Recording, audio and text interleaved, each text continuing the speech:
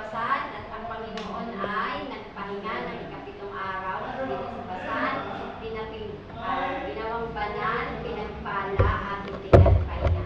Kaya ang araw ng Sabat ay tatlo ang ating makukuha. Ang tatlo ang importanteng bagay na ginawa ng Diyos. Pinaspasan, pinapangbibanan, pinaspasan, pinanan at pinagpahinga. So, yun. Nagkaroon ng sikat ng araw. Ayan. Ito yung mga animals. Pang ilang nga to? Pang ilang araw yung nilalang ng Diyos? Mga animals? Pang-anim. Kasama ang tao. Ayan. Mga wild animals. Lahat ng klase ng animals. Ito si Adan. Nilalang pa ng Diyos si Adan na may damit? Wala po. Bakit? Bakit sila ay hubad? Kasi hindi sila nahihiya.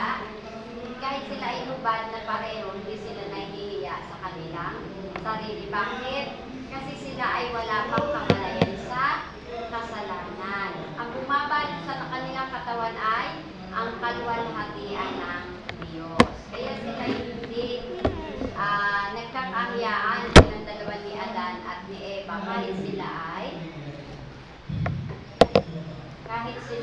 hubad. Sabi ay ito, diba? Si Adan ay kasama-sama ng mga hayop. Si Adan din ang nagbigay ng mga pangalan ng mga hayop. Ano? Si Adan din ang nagbigay ng pangalan. Kasi sabi ng Panginoon, sige Adan, bahala ka na. Ikaw na ang lahat ng aking nilalang ay akin nang ipinagkakatiwala sa iyo. Kaya tayo ay katiwala ng Diyos sa lahat ng kanyang mga nilalang. Paghapon, sila ay sama-sama silang natutulog. Ay sa ngayon kaya, pag ikaw ay may kasamang lion, leopards, mga wild animals, anong gagawin sa iyo? Kakainin ka. Kasi nga sila ay naapektuhan din sa pagkakasala ni Adan. Ano daw yung unang naging kasalanan ni Adan at ni Eva? Ang Panginoon kasi ay may utos. Sabi ng Panginoon, lahat ng mga prutas, lahat ng mga pagkain, lahat ng mga bunga ng prutas sa halamanan ay pwede nilang kainin. Ano pwede nilang kainin? Maliban sa isang halaman na nasa Garden of Eden. Yan. Nasa na yun? Hanapin natin.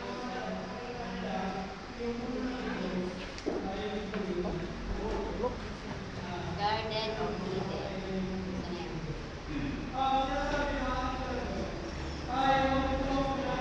Tinalang sila ng Diyos.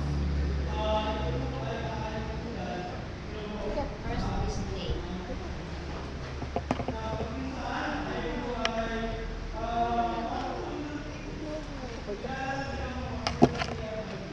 The first meal. Ano daw yung unang pagkain? Ano yung unang pagkain ni Adan? Prutas. Yun.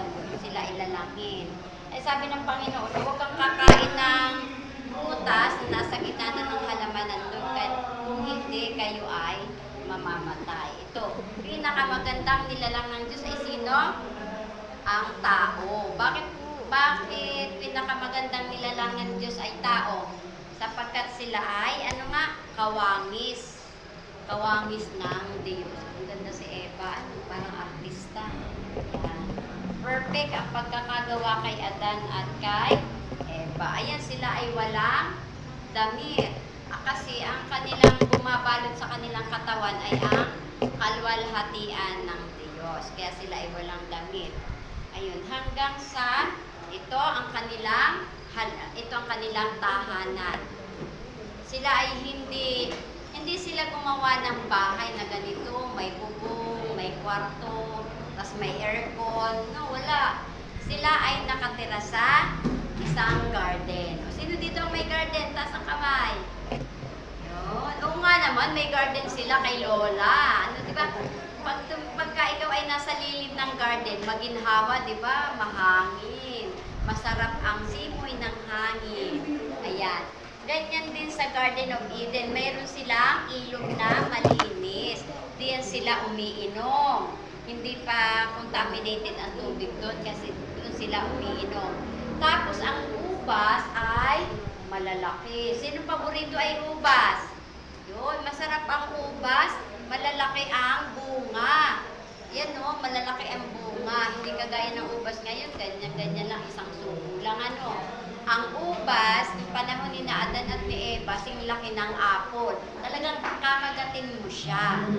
At matamis, hindi maasim, matamis ang lasa. Tapos sila paghapon, sila ay binababa ng Panginoon tuwing hapon.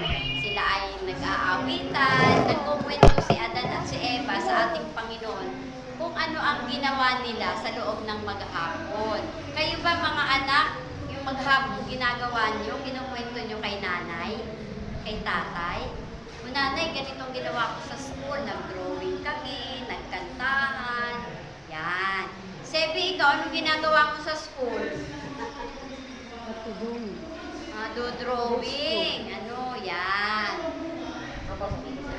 Ganun din ang nangyayari sa kay Adan at kay Eva. Si Eva at si Adan ay hindi nag-aral kagaya nyo, nagpupunta sa school. Kasi sila inilalang ng Diyos na malaki na, nanay at tatay na kaagad. Ano? Kaya, ang Panginoon ang nagtuturo kay Adan at kay Eva kung papaano at bakit, huwag ito dapat lang, yun. Sila ang Panginoon ang kanilang guro, kanilang teacher. Kaya sabi ng Panginoon, ang unang utos ng Diyos sa kanila kay Adan at Eva, huwag kayong kakain ng prutas na nasa gitna ng halamanan, yung puno ng prutas ng pagkakilala ng mabuti at masama. At once na kayo ay kumain, kayo ay mamamatay. Yan sabi ng Panginoon. Kaya lahat ng naririto sa garden na pwede ninyong kainin, maliban sa isa. Mayroong restriction, mayroong utos, huwag. O, yan. Kaya sila ay masayang naninirahan sa halamanan. Di sila nagtatrabaho, hindi naglalaba, hindi nagluluto. Oh, what a wonderful life. Ano, hayahay ang buhay. No? Hayahay ang buhay. Eh ngayon, pag si nanay hindi magtitinda, kagaya ni Tita Jonilyn, pag di magtitinda, ay walang kakainin. No. Ang tatay hindi makapaghanap buhay, walang pambili ng damit si David. At saka sino na isa? Si Terence. O, pag hindi naghanap buhay ang papa ni Terence, saka ni David, walang damit. O walang pambili ng pagkain. O magugutom.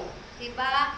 Pero sila Adan at Eva ay hindi nagtatrabaho nung sila ay hindi pa nagkakasala at sila ay nakatira sa Garden of Eden. Ayan. Sila hindi nauulan